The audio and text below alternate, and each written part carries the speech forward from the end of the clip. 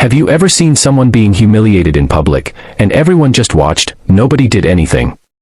What if you were the one who could have changed everything? Today's story will leave you with tears in your eyes and warmth in your heart. Don't forget to like the video and subscribe to our channel, Kindness Stories, because we bring you real, powerful tales that restore your faith in humanity. It was a rainy Tuesday afternoon in downtown Chicago when Anna stepped into the bright, warm lights of a high-end department store. Her red hoodie was soaked through, the sleeves clinging to her arms, and her jeans had muddy water splashed along the bottom. Her shoes were worn out, and her ponytail looked tired from the day's battles. She didn't belong here, that's how everyone made her feel the moment she walked in. But Anna wasn't there to steal. She wasn't there to loiter. She had saved up for weeks. $20 bills crumpled from babysitting jobs, spare change from tips at the diner, and the last of her grocery allowance. She came with a purpose. It was her mother's birthday in 3 days, and she wanted to buy her a proper gift, a scarf she'd seen online, now on display behind the glass. As she walked through the aisles, her eyes lit up when she saw it, the soft silk scarf, lavender with tiny hand-painted roses. Anna approached the counter with her trembling hands in her pockets, checking again that the money was there. But before she could ask the lady behind the counter, a voice broke the moment. "Excuse me. You can't be here," said a store supervisor in a navy blue suit. His voice was loud enough that a few nearby customers looked up from their shopping. Anna turned, confused. I was just going to buy this," she said quietly, her voice almost drowned in the hum of air conditioning and jazz music playing in the background. "You think we're going to believe that?" The men replied harshly. "We've had incidents before. People like you don't come here to shop. You come to look and leave fingerprints."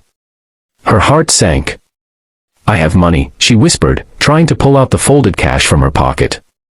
"Let me see that," he snapped, grabbing the money from her hands before she could even fully extend it. He unfolded the crumpled bills and then dropped them on the counter like they were dirty. "This barely adds up. Even if you had more, you're not welcome."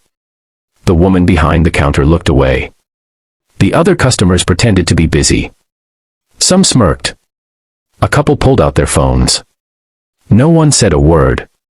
Anna felt her cheeks burn with shame. Not because she had done something wrong, but because she hadn't expected to be judged so quickly, so cruelly, just for looking poor. She tried to pick up her cash from the counter, but the supervisor slammed his hand on it. "Leave," he said. "Before we call someone." She turned around slowly. Her eyes were wet, but she didn't cry. Not in front of them. Not while they looked at her like that.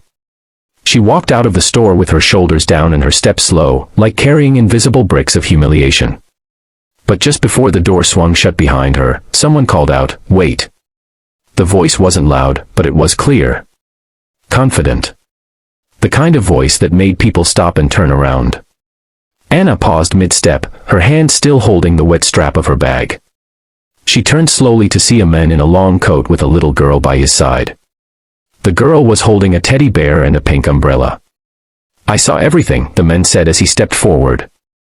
"And if this store is the kind of place that humiliates people for trying to do something kind, then maybe I shouldn't be here either." The supervisor stiffened. "Sir, this has nothing to do with—" "It has everything to do with me," the man interrupted.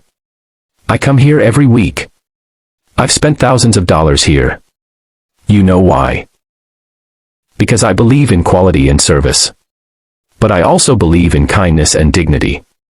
He turned to Anna. "You came to buy that scarf?" She nodded slowly. "What's your name?" "Anna." He smiled gently. "Well, Anna. Would you allow me to do something today?" She looked confused. "I don't understand." "I'd like to pay for that scarf. But not out of pity. Out of respect. Because I saw what you tried to do for your mother. And that makes you more human than anyone else in this store right now." The silence was thick. The little girl let go of her father's hand and walked up to Anna. She smiled and handed her the teddy bear. "You can give this to your mom too," she said innocently. "She'll like it." Anna broke down in tears, not from shame this time, but from the overwhelming kindness of strangers.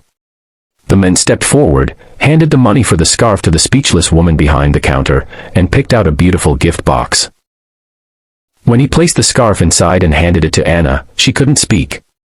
She just nodded, whispering thank you again and again. Before she left, the men turned to the supervisor and said, "She stays.